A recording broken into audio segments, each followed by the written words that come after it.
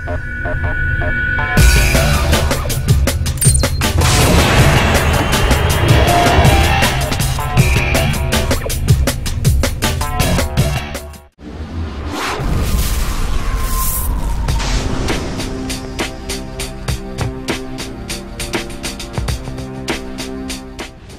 there, Clashers, and thanks for stopping by for another episode with Clash of Clans gameplay. I'm Brian, bringing to you today a war recap video of a rematch that we had set up. So this was an arranged war that we had with Red Elite, who we warred a couple months ago and were able to notch out a win 90 to 89.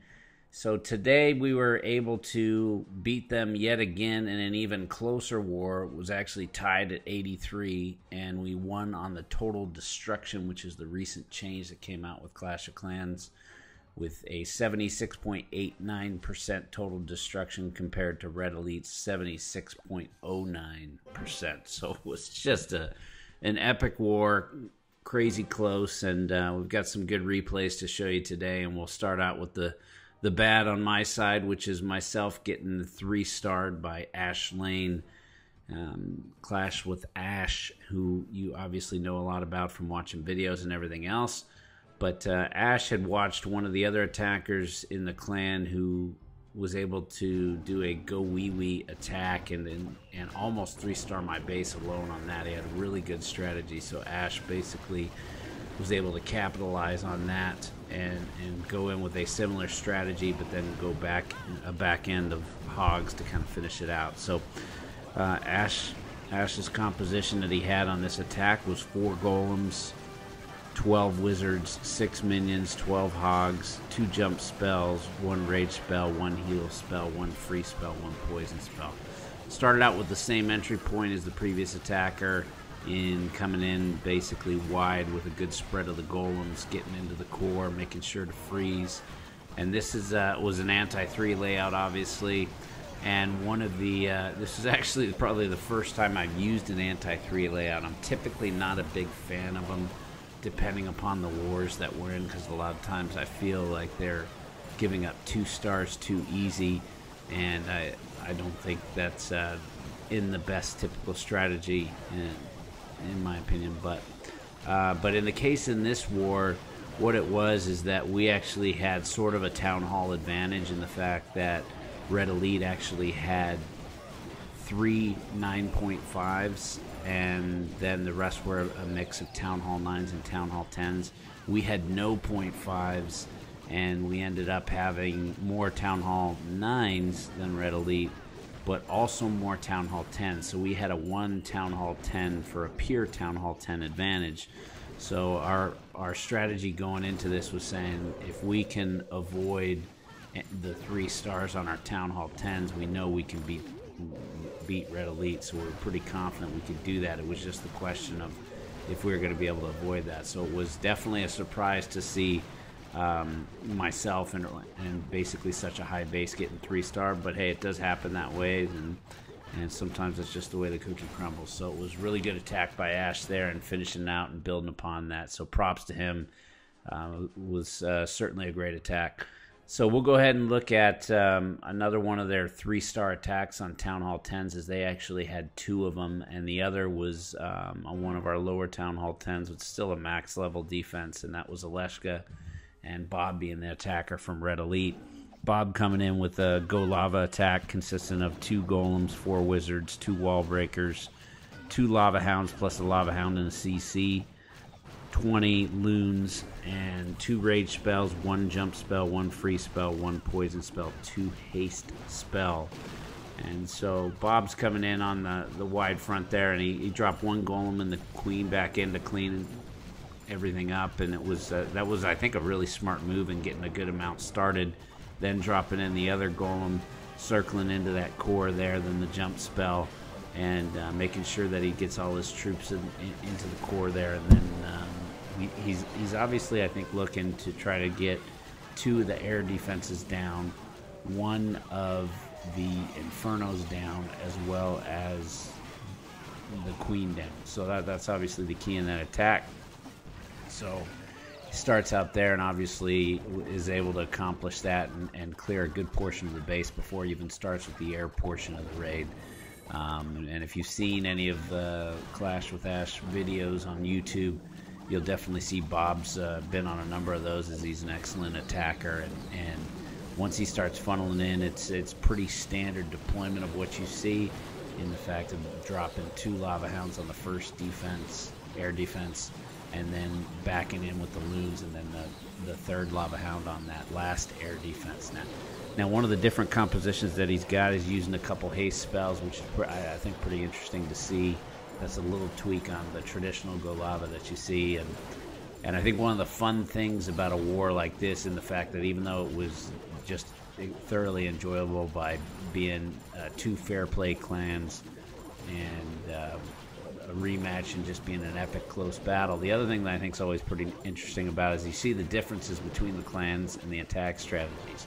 So a lot of times I think everybody thinks, well, everybody's using the same attack strategy, but there's always tweaks to that and different things that go on. So, and this is, I think, an example of seeing a different tweak to a Golava attack, and also seeing the fact that we don't do a lot of Golava. We've got a few folks that do it, but not too many. So interesting to see some of those different attacks and what goes on in that. So next, we'll also take a look at a Town Hall 9 attack from Red Elite against one of our bases, and this is going to be Super Susie taking a look at hitting Spike on our team. So Spike's a max level Town Hall 9 with 30 heroes, and again, it's another Go Lava attack coming in as a Town Hall 9 with 2 golems, 4 wizards, 2 Lava Hounds plus a Lava Hound in the CC, 4 wall breakers, 2 rage spells, 1 jump spell, 1 poison spell, and 2 haste spell. So same thing, having a wide spread, using the walls to break into the core, trigger the CC, then bring the heroes in. And again, kind of what the goal of that is to make sure to get the CC down. Obviously make sure to get 2 of the air defenses down, but I actually don't think 2 is necessarily the goal perhaps on this, because the queen is just as important, and so I don't think it was as important in this case for Susie to be able to go ahead and get 2 air defenses down. So actually goes ahead and drops the 2 Lava Hounds on the first air defense. Again, a little bit of a surgical loon deployment behind, as well as a haste spell. And because of the cleanup of the first part of this attack, I would say that second haste spell was a miss. But because there was such a good cleanup on the initial phase of the attack, that made it all the better that it wasn't even needed. Probably didn't even need the haste spell at all, and it still would have got the raid done.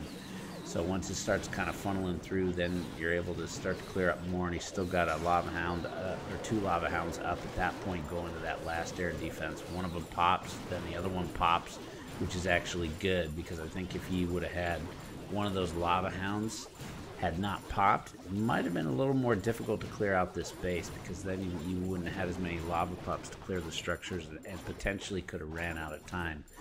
But was certainly a good attack against one of our anti-3 layouts on a max Town Hall 9. So congrats to Susie on that. So, just some great attacks overall from Red Elite. We knew this was going to be a good war. This is why both of us were looking forward to arranging it. So a lot of fun warring with them. So we're going to go ahead and switch sides here and take a look at a couple of our attacks that we had in the war.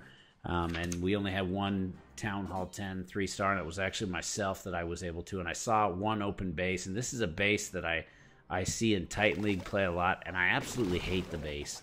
And the reason is because my typical army that I bring doesn't serve too well in the fact of 2 jump spells or 3 jump spells. It doesn't really work very well. So what I was able to do in the fact of seeing this in a clan war base is I was able to adjust my strategy, and it was just a minor adjustment to what my mass golem strategy is. And it was still 5 golems plus 1 golem in the CC, but instead of 15 wizards, I brought 13 wizards, and to replace that, I brought 6 wall breakers, and then instead of the P.E.K.K.A. that I typically bring, I brought 2 witches, and that's because of the single Inferno that was up.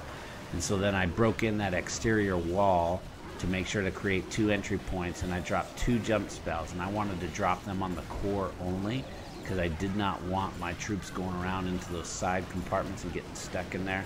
So I wanted to keep everything in the middle because there was no defenses on the outer rim that you had to worry about that were going to fire that your troops couldn't reach. So I felt if I could keep all of my troops in the middle, that it was going to be quite easy to go ahead and get the 2 stars, but I thought there was a good shot to actually get the 3 stars as long as the golems continued to tank for heroes and wizards. And so that definitely happened, and the spell combination I used with it again was a little bit different. Instead of having 3 jump spells, I dropped one of the jump spells and picked up an extra raid, so I was able to create some more damage in there at the initial part of that raid. And also another key part of the raid was being able to freeze the Queen, the CC, and one of the Infernos all with a single freeze. So all of that kind of just worked out perfectly, and like anything, it's having these perfect spell placements that are usually the difference between getting 2 stars and 3 stars. So was happy, as that was certainly a huge need for us. Since they had 2-starred 2 of our Town Hall 10s, we needed that in order to really make sure to make it even at that point. So we'll go ahead and take a look at a couple Town Hall 9 attacks. So we're going to look at Spike's attack here, and you might have seen from the last war recap I recently did, it's going to be a Queen Walk, and this is a popular one that we've been utilizing, and it is a little bit different than some of the other Queen Walks that you do, and that's Spike and I both have clashed together for a long time, and both of us are quite fond of Valkyrie, so we like to be able to mix that in however we can, and that's what we continue to do with the Queen Walks. But I definitely give Spike the credit for kind of figuring this one out, and then we're all doing little tweaks on it here or there. So it is coming in with a composition that consists of 4 healers, 8 Valkyries, 6 Hogs, 8 Wizards, 4 healers, 9 Valkyries, 8 Wizards, 12 Hogs, a CC Golem, 1 heal spell, 1 rage spell, 2 jump spells, 1 poison spell. And Spike's actually attacking a Town Hall 9.5, so you'll actually see some more maxed out walls, and I think the Queen on this, instead of 30 Queen and 30 King, the Queen with maybe a 31, but relatively the same. But defenses are the same for a max Town Hall 9.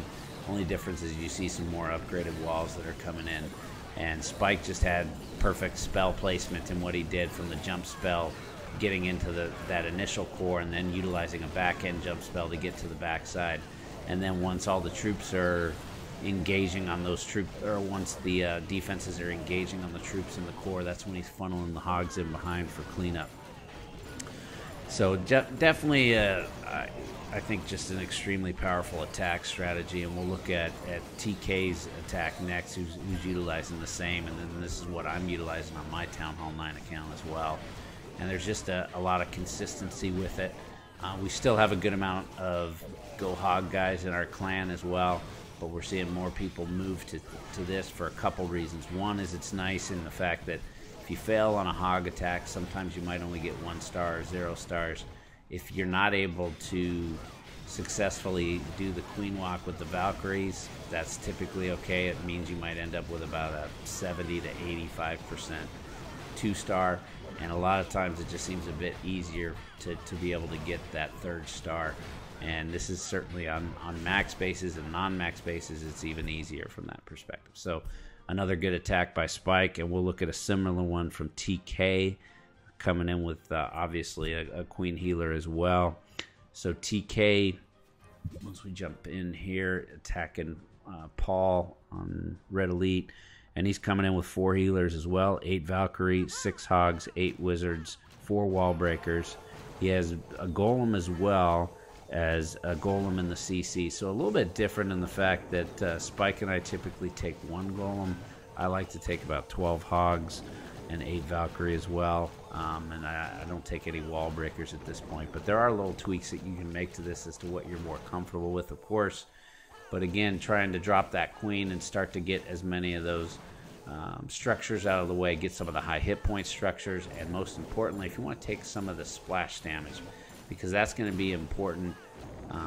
Not so much, I would say, from the Valkyrie, but more so it's going to be important to take out that splash damage for when your Hogs are funneling around. So you definitely want splash damage engaged, because those Wizard Towers can be difficult on your Hogs by what they can do to a group of Hogs if you have them bunched up together, or they happen to bunch up together. Another reason that I would say that we really like using this walking queen with the Valkyrie is the Valkyrie, I think, is such a great troop for a couple of reasons. One, it's got high hit points. Two, it does also has just a large amount of health that keeps it, and that really helps with what you're seeing from a war-based perspective. Is you're typically seeing a lot of these anti-3 layouts as well as these double bombs. So if you're going in with hogs, you got to be quite surgical in how you go about it, where with the Valkyrie it's less important because the double bombs are not going to kill your Valkyrie.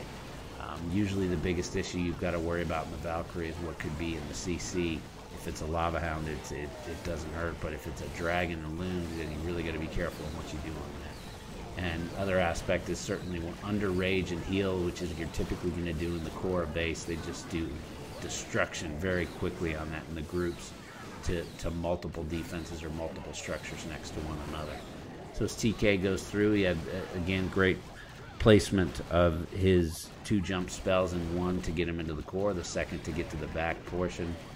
Troops, once they're catching the fire from the defenses in the outer that are hitting the troops in the center, then it's funneling in the hogs behind to finish out. So great attack by TK. He's definitely one of our best attackers, Town Hall 9 attackers in the clan. So it's good to have him in the clan. Certainly great to get the 3-star, and was helpful to us in this war. So hope you guys enjoyed this war recap video. It was a lot of fun with Red Elite. We look forward to doing it again. Nothing but props for those guys. Make sure to check out their channel, like, comment, subscribe to ours, and until next time, clash on.